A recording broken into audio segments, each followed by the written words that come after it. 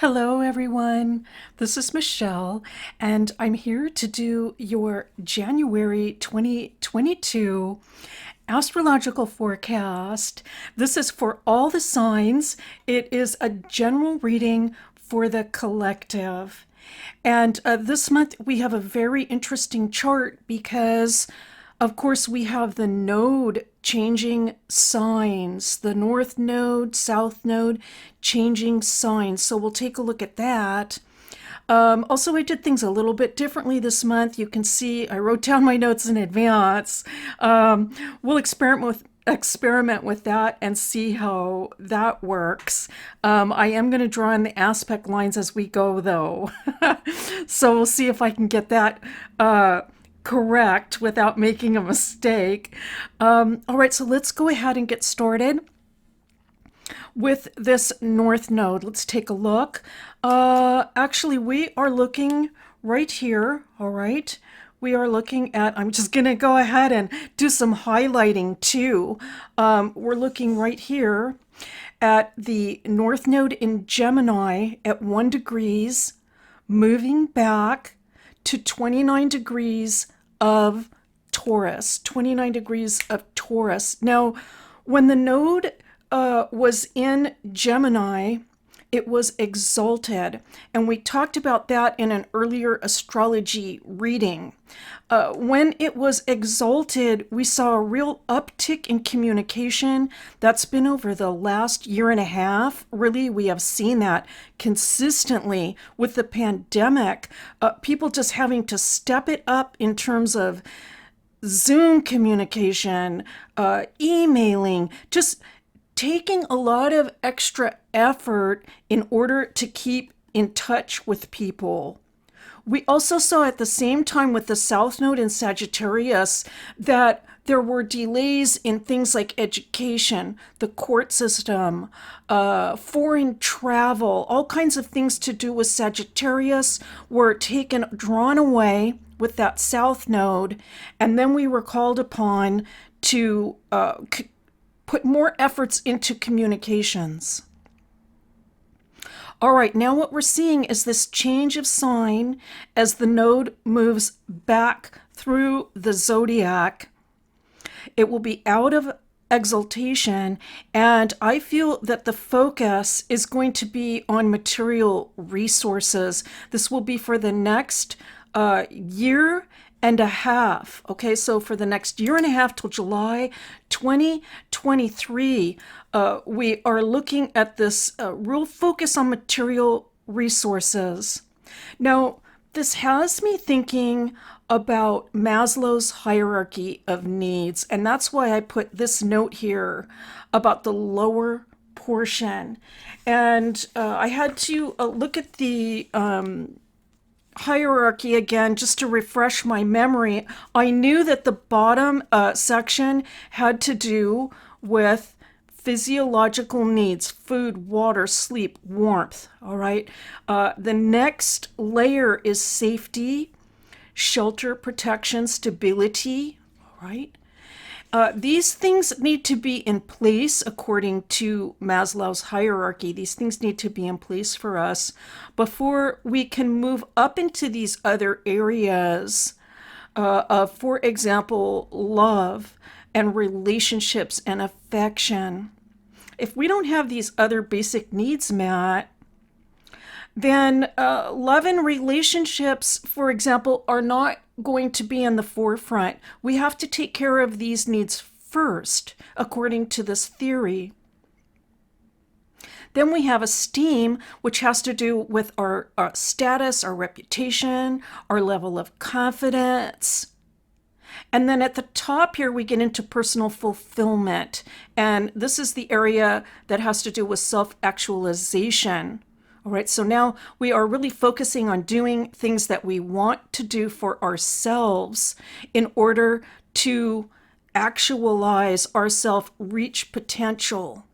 All right, now I just wanted to mention that because I really feel that with this node going into Taurus, that it speaks to that it is actually saying The shift is going to be on those lower portions, making sure that our physiological and safety needs are met. Now, this is backed up by the sun. Here we have the sun in Capricorn trining the node. Trining the node once it goes into Taurus, I should say. That will be around the 19th to the 20th. We also have Mercury retrograde trining the node on the 27th. Okay, let's go ahead and draw an aspect line in for fun. And I'm going to go ahead and I'm just going to really draw it. Let's see, I'm going to go ahead and draw it from the late degrees here of Capricorn. Okay, let's try this. Let's see how this works. All right, there we go. There's a line.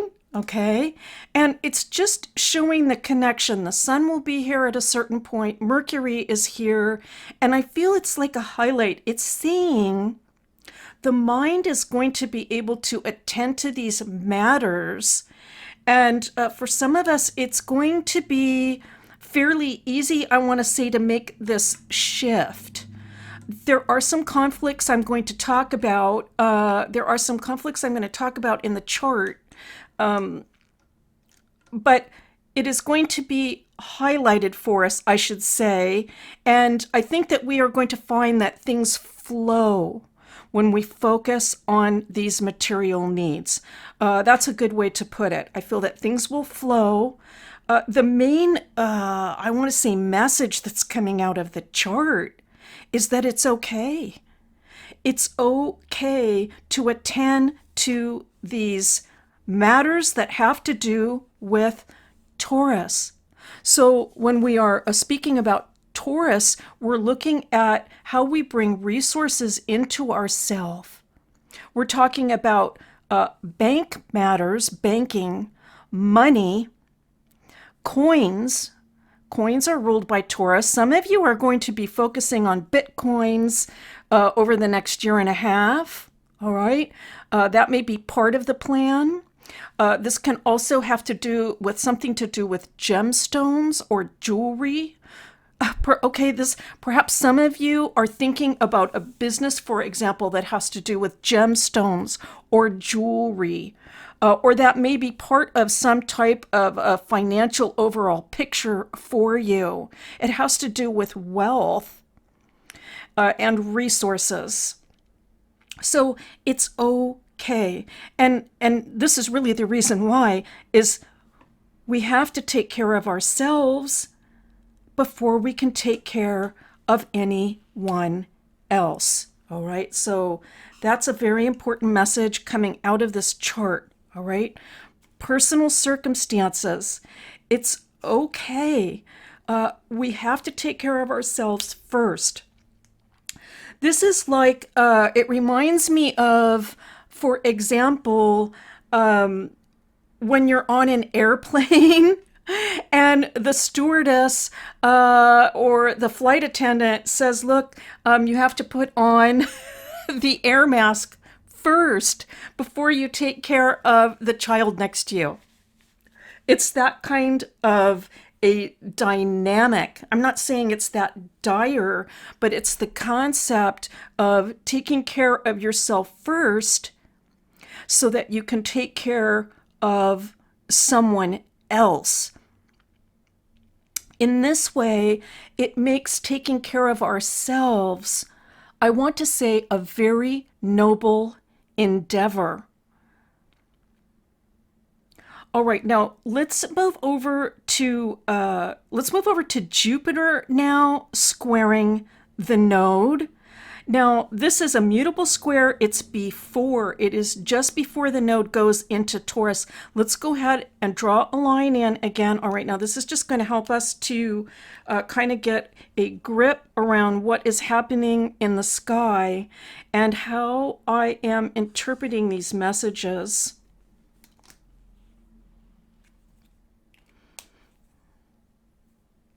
All right, so we have Jupiter which is going in to Pisces. Okay, we're going to talk about that. But there's an idea of this mutable square. Well, first of all, there has been a very long and consistent focus on spirituality with Neptune in Pisces. I've talked a lot about that in my tarot readings over the years, talked a lot about this. Now we have Jupiter coming in, strengthening the focus.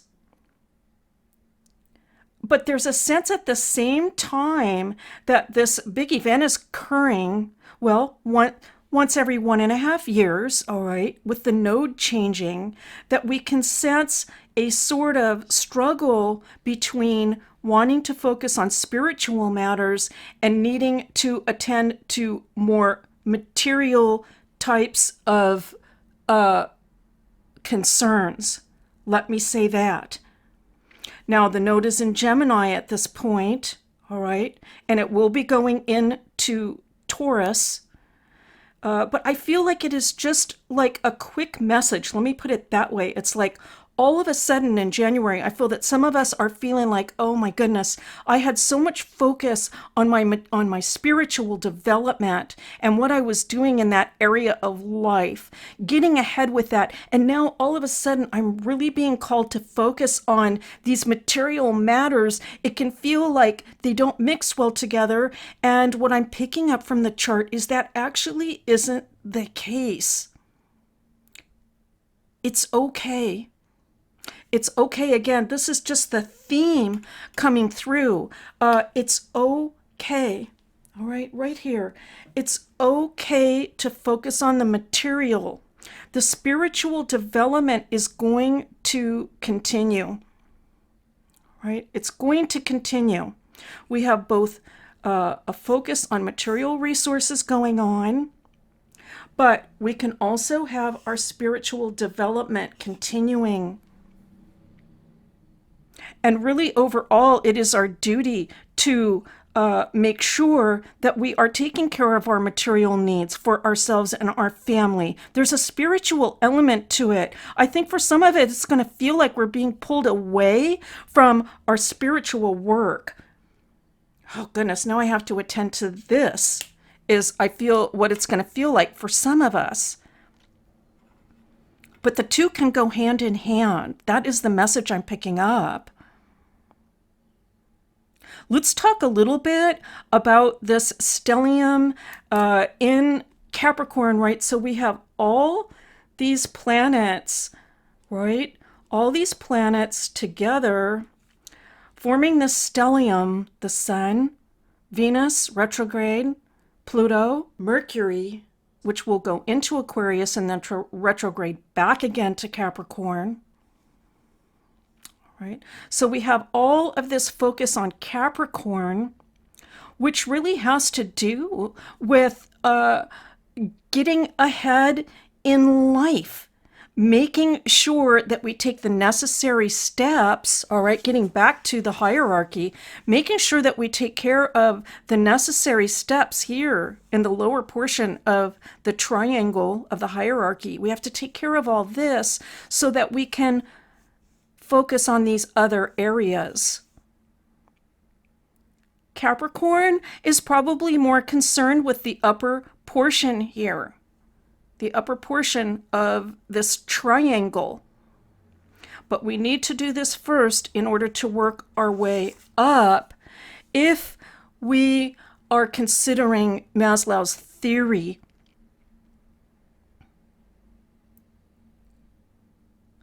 Let's go ahead and draw in. I want to draw in another line for that right here about what I am talking about. And it has to do, as far as the chart is concerned, let's take a look at the sextile.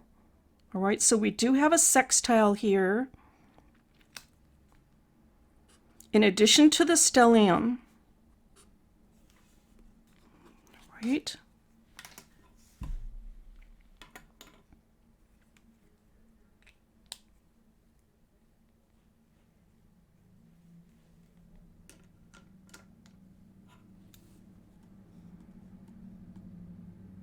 So we have I want to say the upper portions, okay, of the hierarchy, ideas about career, acknowledgement, success, things of this nature, getting ahead in the world. There's a real focus and a desire for that with all of this energy in Capricorn. But it is sextiling Neptune and really all of this area in Pisces if we look at the whole signs. And so the message coming through for me is that it's okay to take care of business. You can feel it intuitively that there are certain things that need to be taken care of and focused on that have to do with getting ahead, making sure that our resources are flowing in consistently, and that we are making our way in the world. For some of it's going to be about getting our finances in order. And this is going to support the higher sections of Maslow's hierarchy.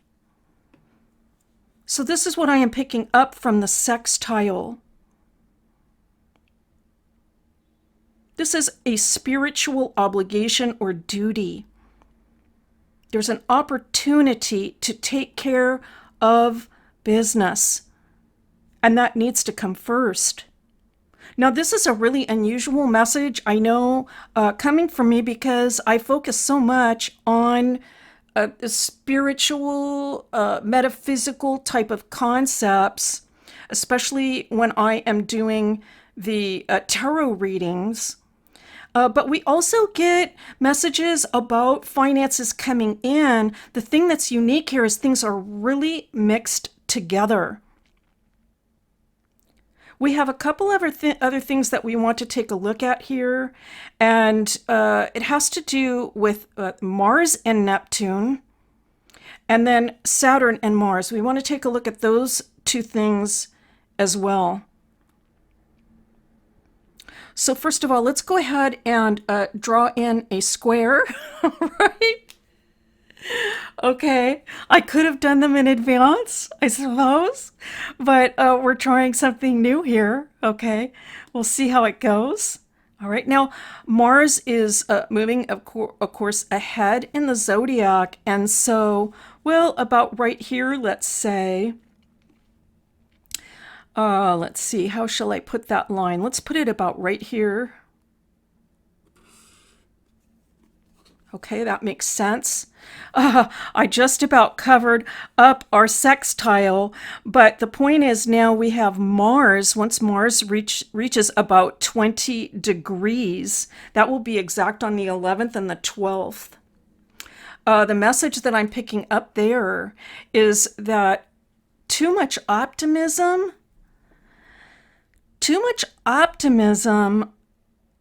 might mean that something is too good to be true. All right, so this is kind of I want to say almost like a warning message coming through in the chart. It's a little bit of advice. So amongst all of this concern about how we are going to bring in resources, it might be a new business, a new job. It might have to do with banking, loans, with investments, okay, especially for investments. If something sounds too good to be true, I feel like it's going to be a good idea to just think about it just a little bit. With Neptune involved, there can be a little bit of, we might even say, like delusion involved. Like something looks one way, but it's actually another way. So just to be considering things carefully around that time of the month, which is just coming up as I'm putting up this reading.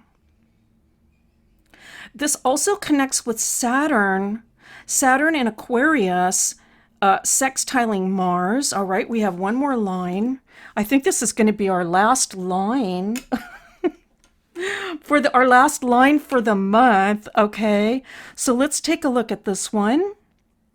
There are other aspects, of course, in the chart, but these are the ones that I am focusing on. And some of the other aspects, for example, I may have talked about those in previous readings for previous months. Okay, so you might look at the previous months also for some of those long-term aspects. For example, Saturn and Uranus. I'm not covering that this month, but it was in a previous month. So we're taking a look at a Saturn and Aquarius here sextiling Mars. Now, the sextile means opportunity, okay, right here. It means opportunity. It feels kind of good. It looks kind of good, I guess, on the surface. But we have two malefics connecting here. In other words, planets that we just want to think twice about, especially when they're making a connection. Even though we have a sextile, my feeling is, again, it's just almost like another confirmation about the message in this chart, which is to look out for your own interests. Look out for your own interests. Some people, I feel, at this time are going to be very interested in getting ahead, and it's going to be their primary concern. And so for this reason, I think we do need to look out for ourselves. This also connects with what I was mentioning about Mars squaring Neptune. All right, so let's take a look just in review and then an overall message. So we have the node changing sign out of exaltation, a focus on material resources. You can look to Taurus in your chart to see where that is happening, where that shift is happening, because that area of the chart may say something about where this type of activity is going to occur. Maybe a new job is connected to that area of the chart, or investments, or housing, something along those sort of categories, that lower portion of Maslow's hierarchy. Okay, so we looked at that. We looked at how the Sun and Mercury are just backing it up with the trine, right? Just backing that up, that it's highlighted. And the trine telling us, again, it's okay. It's okay to focus on these things. There is going to be, for some of us, it's going to feel like there's a conflict going on with Jupiter squaring the node initially, right before that shift happens. I mean, we can feel things are changing, right? I can feel it in my life, I can tell you that, that there's going to be a definite shift towards focusing on resources and finances. I can feel it already happening. And I can see how my time is being really shifted more in that direction. It feels a little bit like it's going to take away from my spiritual development, but I know that that isn't the case. I know I can continue to pray. In fact, prayer might be even more important at this time. I can continue to pray, to meditate, to connect with my spirit guides, to connect with the divine creator at this time. The spiritual development is going to continue. The stellium telling me it's okay to just step back from some other projects and focus on these current matters that have to do perhaps with career, business, anything to do with maybe finances, getting ahead in the world, accomplishing those types of material goals. It's okay to focus on that. Be wary of things that are perhaps sound a little bit too good to be true. And also know that there can be folks out there that are perhaps too concerned with just getting ahead and not thinking about others. And I'm not talking about that. I'm not saying the message coming through for us is to not be concerned with other people. Of course, we need to be concerned with other people. But the primary focus currently is on ourselves, again, because we cannot help others unless we help ourselves first. Okay, so we do have an overall message from the chart, and I'm going to put it in here, right here.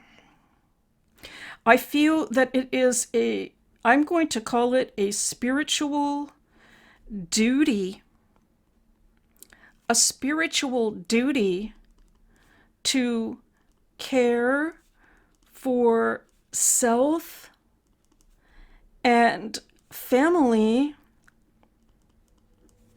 first. Really for yourself first, because you can't even care for your family if you aren't taking care of yourself.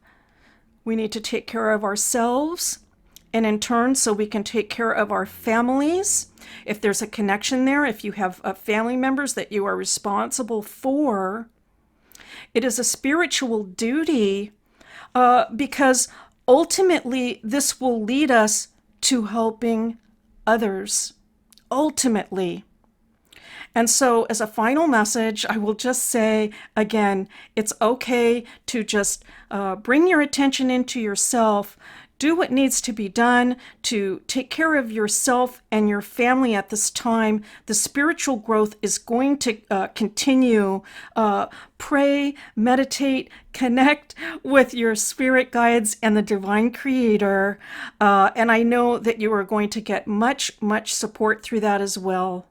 All right, thank you so much for being here. It is a pleasure to do these readings for you and with you, and I'll see you next time.